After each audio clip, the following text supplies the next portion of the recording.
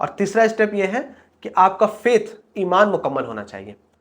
اور ایمان کو مکمل کرنے کے 3 اسٹیجز ہیں. آپ دیکھ لیں کہ آپ کا تعلق کہاں سے ہے. پہلا اسٹیج ہے کہ آپ کا اسلام اچھا ہونا چاہیے. دوسرا یہ ہے کہ آپ کا ایمان اچھا ہونا چاہیے.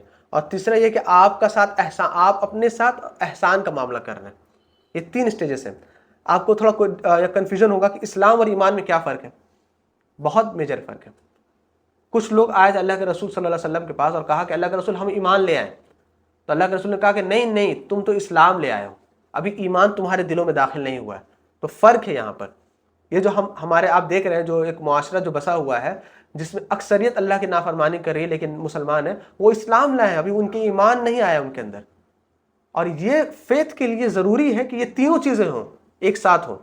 جو بھی لوگ الحاد اور ارتداد کا شکار ہوتے ہیں اور جس مذہب کو فالو کرتے کہتے ہیں کہ یہ ہندوازم یا مسلمز جو یہ لوگوں کے بنائے کردہ نام ہیں، ان کو وہ کہہ سکتے ہیں کہ انہوں نے اسلام کو تھوڑا سا پڑھا ہے لیکن ایمان ان کے دلوں میں داخل نہیں ہوا ہے. تو اس کو سمجھنے کی ضرورت ہے. اس کو ایک حدیث کے ذریعے سمجھیں کہ ایک بہت ہی بڑی جامع حدیث. ان تینوں چیزوں کا ڈیفینیشن اللہ کے رسول نے بتایا. وہ کیا ہے؟ عمر رضی اللہ تعالیٰ عنہ اس کے راوی ہیں، نریٹ کر رہے ہیں کہ اللہ کے رسول، ہم ایک دفعہ اللہ کے رسول صلی اللہ علیہ وسلم کے ساتھ ہم تھے اور کچھ صحابہ آپس میں بیٹھے ہوئے تھے. اتنے میں ایک شخص آتا ہے اور وہ شخص جو ہے سفید کپڑا پہنے ہوئے تھا اور بڑا ہی خوبصورت چہرہ، اور اس کے چہرے پر کوئی سفر کے آثار نظر نہیں آ رہے. اور ہم نے اس شخص کو اس سے پہلے کبھی نہیں دیکھا تھا. وہ آتا ہے اور اللہ کے رسول صلی اللہ علیہ وسلم کے ساتھ گھٹنے سے گھٹنا لگا کر بیٹھ جاتا ہے. اور پھر اللہ کے رسول صلی اللہ علیہ وسلم کے بعد سے کہتا ہے کہ او محمد ٹیل می اباؤٹ اسلام. اے محمد صلی اللہ علیہ وسلم آپ اسلام کے بارے میں بتائیے. تو اللہ کے رسول صلی اللہ علیہ وسلم کہتے ہیں کہ اسلام یہ ہے کہ اللہ کے سوا کسی کے ساتھ شریک نہ کیا جائے، اللہ کے سوا کسی کو اپنا الہ نہ سمجھا جائے، نمازوں کو قائم کیا جائے، روزے رکھے جائیں، زکوٰۃ ادا کیا جائے اور حج کیا جائے اگر اللہ نے استطاعت دی ہے تو. پھر وہ شخص کہتا ہے تم نے سچ کہا.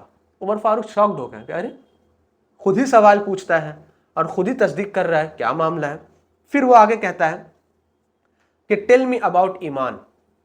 اے محمد صلی اللہ علیہ وسلم ایمان کس کو کہتے ہیں؟ تو اللہ کے رسول کہتے ہیں اٹ مینس، اس کا مطلب یہ ہے بلیونگ ان اللہ، کہ اللہ پر ایمان لایا جائے، باللہ و ملائکتہ، فرشتوں پر ایمان لایا جائے، وہ کتبہ، اور اس کی کتابوں پر ایمان لایا جائے، وہ رسولہ، اور اس کے رسولوں پر ایمان لایا جائے، والیوم الآخر، اور قیامت کے دن پر ایمان لایا جائے، والقدر خیرہ و شرہ، اور اچھی اور بری تقدیر پر ایمان لایا جائے. یہ ایمان ہے. تیسری چیز پوچھ رہے ہیں، کچھ بول رہے تھے آپ؟ ہاں. پھر وہ کہتا ہے کہ آپ نے بالکل سچ کہا. پھر تیسرا سوال کرتا ہے، وہ کہتا ہے کہ ٹیل می اباؤٹ احسان، کہ احسان کیا ہے؟ تو اللہ کے رسول صلی اللہ علیہ وسلم کہتے ہیں کہ worshipping Allah as if you can see ہم، کہ اللہ کی ایسے عبادت کی جائے جیسے تم اسے دیکھ رہے ہو، and although you can not see ہم، اور اگر تمہیں ایسا لگتا ہے کہ تم اسے نہیں دیکھ رہے ہو تو یہ مانو کہ ہی کین سی ہو، کہ وہ تمہیں ضرور دیکھ رہا ہے.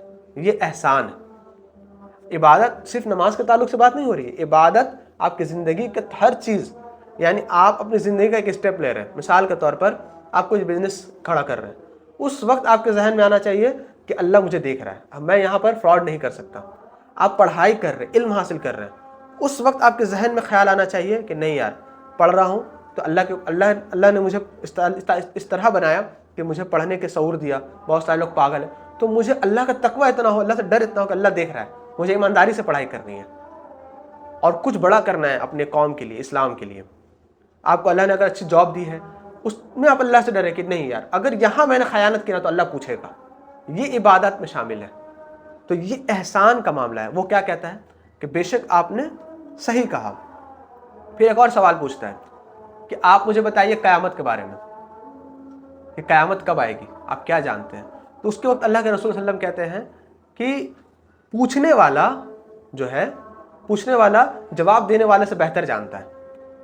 اور پھر اس کے بعد پھر اللہ کے جواب بھی دیتے ہیں کہ جب جو ہے لونڈیاں جو ہے اپنے مالکین کو جلیں گی تب قیامت کا انتظار کریں. اس سے مراد علماء لکھتے ہیں کہ بچے اپنے ماں باپ کے نافرمان ہو جائیں گے، ان کو جھڑکیں گے، ان کو ڈانٹیں گے، ان کو ریسپیکٹ نہیں دیں گے. یہ اس کا جو آپ کہہ لیں کہ اس کا انٹرپریٹیشن اس حدیث کا، کہ لونڈیاں اپنے مالکین کو جلیں گے، اس کا یہ مطلب ہے. تو یہاں پر آپ کو سمجھ میں آیا کہ ایمان کیا ہے اور اسلام کیا ہے. اور احسان کیا ہے.